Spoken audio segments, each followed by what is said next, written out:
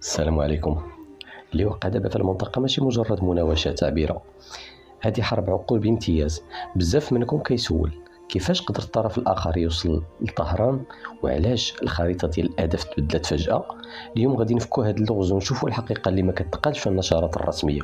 أول سؤال كيطرح راسو، كيفاش تم تحديد أماكن قيادة عليا بدقة؟ الحقيقة هي أن المنظومة الأمنية تما كتعيش أكبر تحدي في التاريخ ديالها.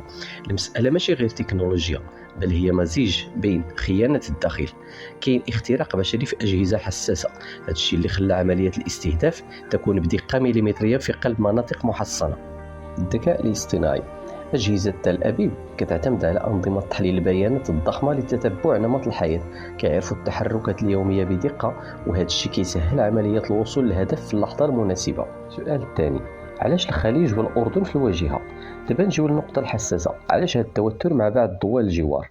رسالة القواعد، طهران بغات توصل رسالة لواشنطن باللي أي تحرك عسكري كيخرج من المنطقة ضدها راه كيتعتبر تهديد مباشر. الجار الأردني لقى راسو في موقف معقد، هو كيدافع على سيادة الأجواء ديالو باش ما توليش ممر الصراعات، لكن الطرف الآخر كيشوف هذا الدفاع كأنه عرقلة المسيرات ديالو. هذه حرب توازنات سياسية صعبة. السؤال الثالث، فين هو السلاح الصيني؟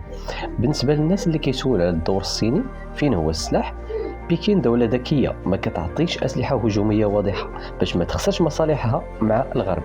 بكين كتعطي التكنولوجيا الأساسية، رادارات متطورة كتشوف اللي ما كيتشافش، مكونات إلكترونية للصواريخ الدقيقة.